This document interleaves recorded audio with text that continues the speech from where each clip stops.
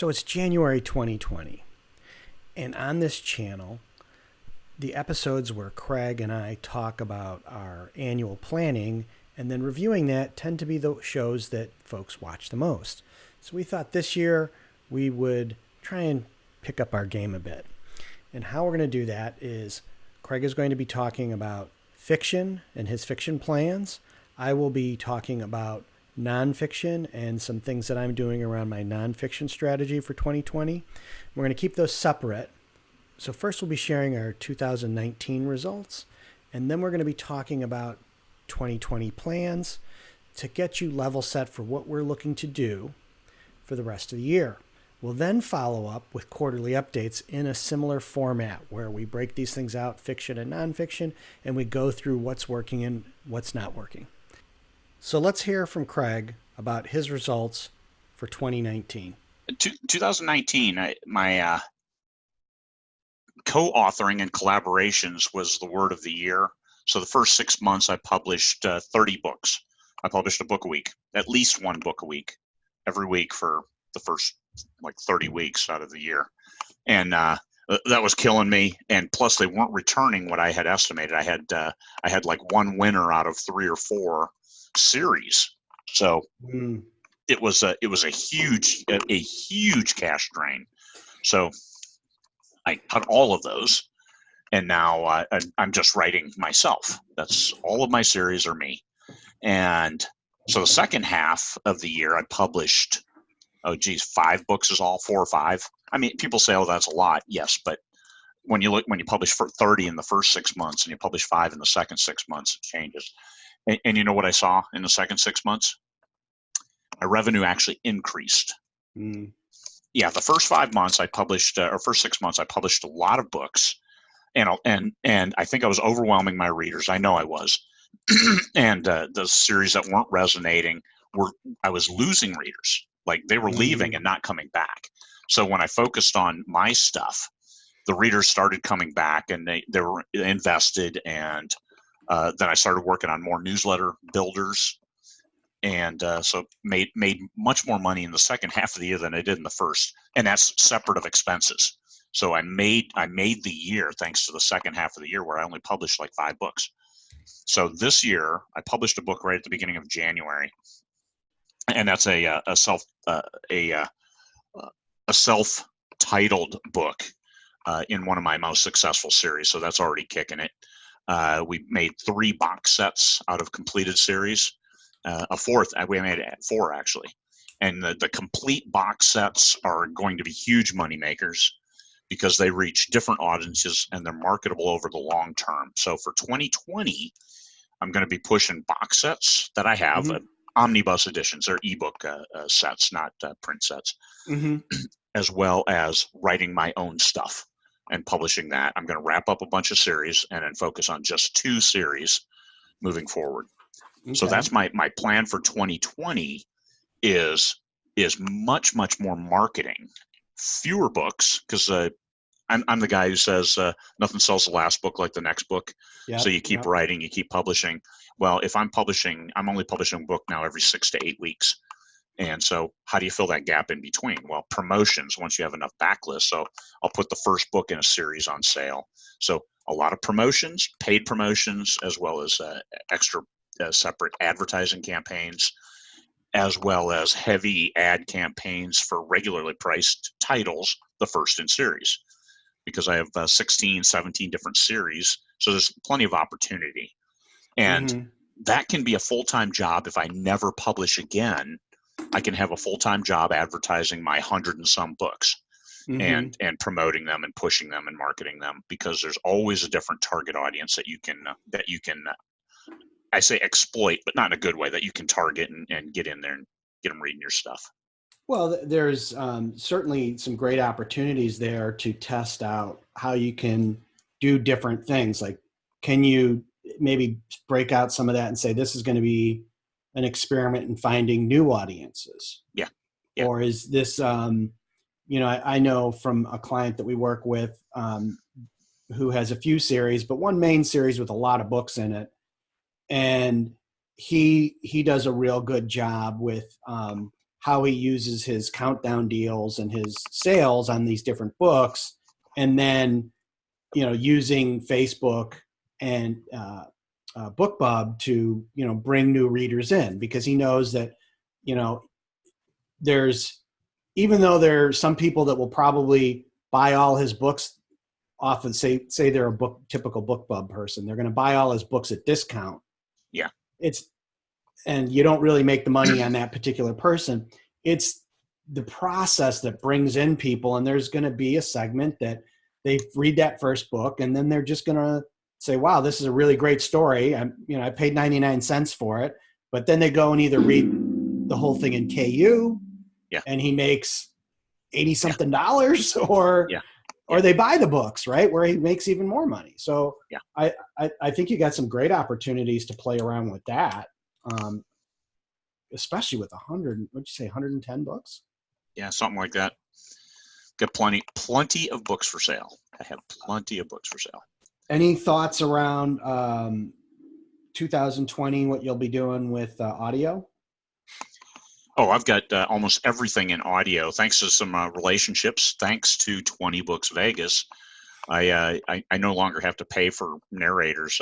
I do take a cut on my royalties, but I'm also getting advances for audio, because that's once you get to be successful enough, then audio producers say, oh, this guy, that he sells books, so that's not an issue. The stories resonate, so that's another big thing, and nice to get. I'll have an advance coming fairly soon for an old series, one I wrote 3 years ago. So well, that's that'll something be nice. I've been saying to folks is that there's clearly within the audiobook companies, they are very aggressive in trying to get content. And none of us should get in the way of their willingness to overpay for that content. Some of the deals that I see are coming that people are getting. It's like, wow, that's crazy kind of money, right? There's good money out there. There's great money out there, and there's old series that have value.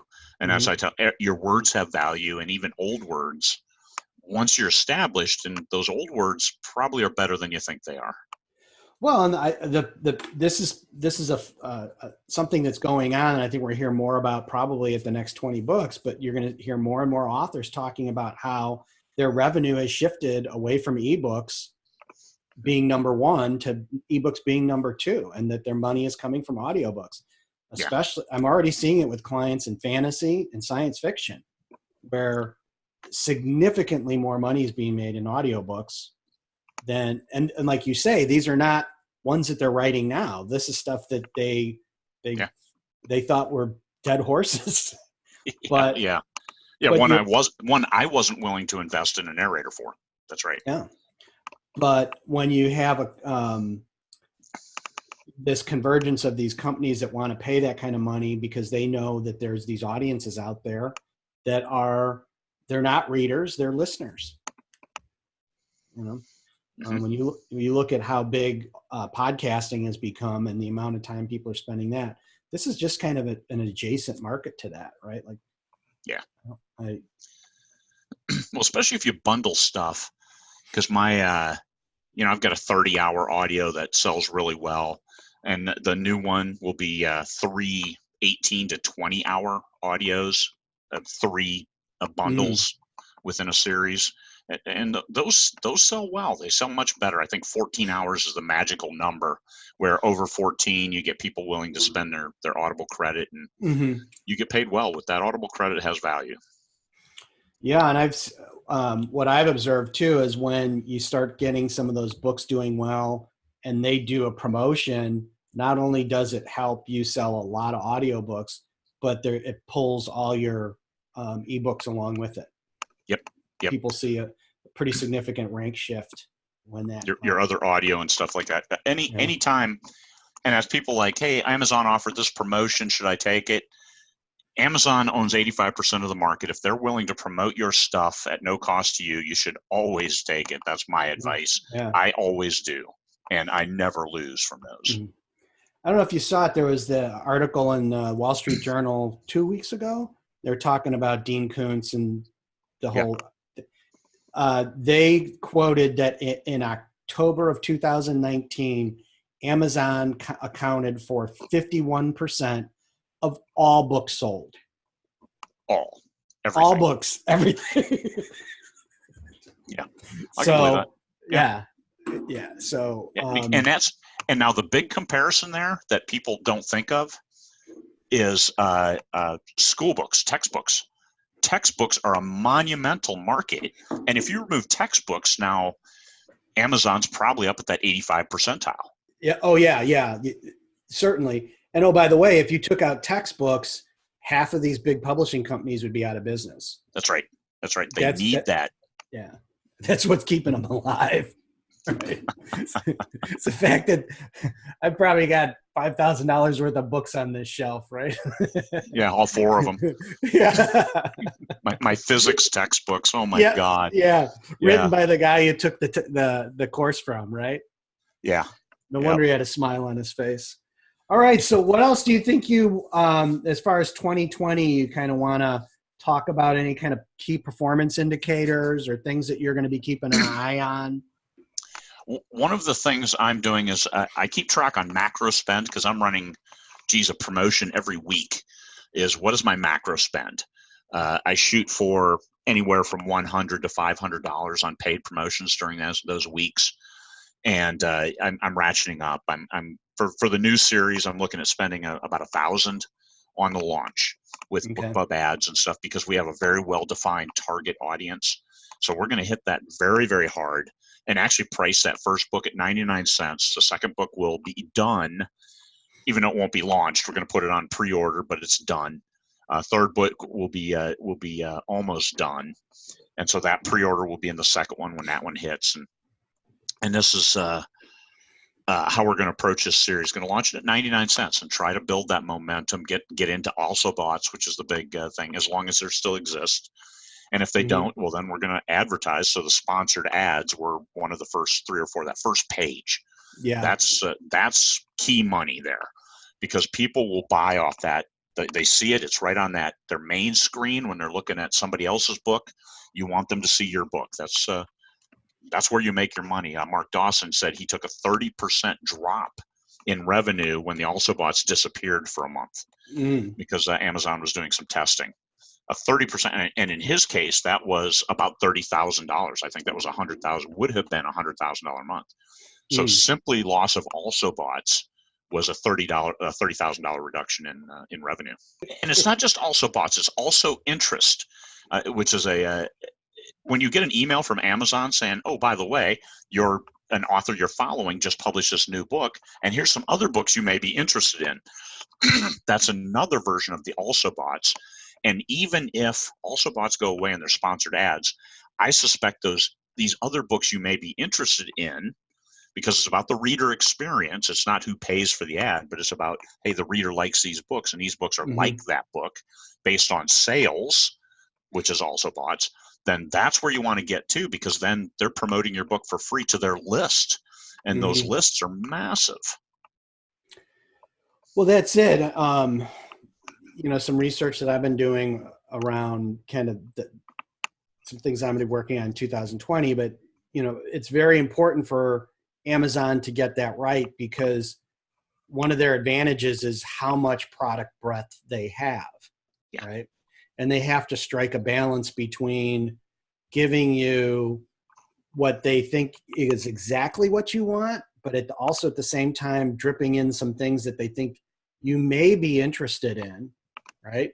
Because that's the real hazard of these algorithms is, like we see in Facebook, is that over time you just see the things they think that they believe you want to see. You never see any diversity out of that, so you just kind of get that thing puts you in an echo chamber. Whereas, you look at somebody like Netflix, they do a pretty good job at like getting that mix of, oh, we know you like these kind of movies, but you're probably also going to like this other stuff because we know. So they're really working hard. But then they only hit you with that like one time. Right. Like, hey, maybe you could consider X, and if you don't click on it, they collect all that data. Yep. And then and keep trying. Yeah. And so that's something they're trying to make sure works, because, there's an advantage to them letting you, they know there's so many books out there now. It's impossible for you just through a keyword thing to discover something, right?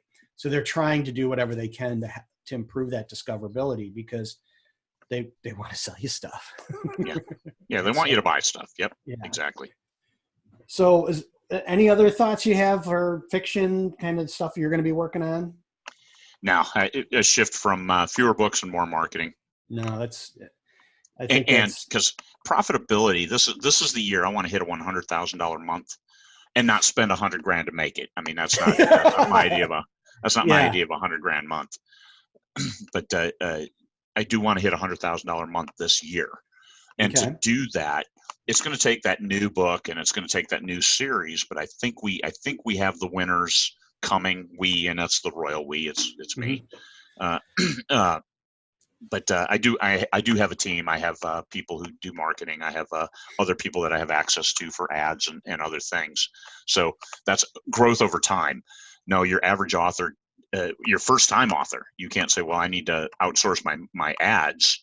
Well, not if you don't know how to do them, because you need to know how to do them first, so you're not getting ripped off. And if you just go out there and say, I need to hire somebody to do my ads, you're going to get ripped off and you're going to lose money. So you have to have it figured out first, so you can get better direction and collaborate more. Know when people are doing you a solid. So that's where the money is, because like you said, there are too many books out there for anybody to just know and stumble across your book. There's no stumbling across anything. You have to improve that intentionality by being an also bots, you may also be interested in, or the BookBub feature deal to the US, where they send, hey, here's a book. It's like, oh, hey, I've never seen this guy before, which would be the case if I got a BookBub for the US, because they've only seen me like once, wankers. So so I would be new. And if it was a box set for 99 cents, they look and say, hey, 4 books, 6 books for 99 cents. Hell yeah, I'll give that a try. And then, because I want to bring them on board where they say, I like this guy's writing, man, reads quick, easy, entertaining, and let me read more. And that's the holy grail. You bring in those fans, turn them into super fans, get them on my newsletter list where I stroke them, talk about the Arctic and the subarctic, and keep them on board. Cool. All right. So we've got that kind of committed for 2020 now. So we'll see how that all rolls out.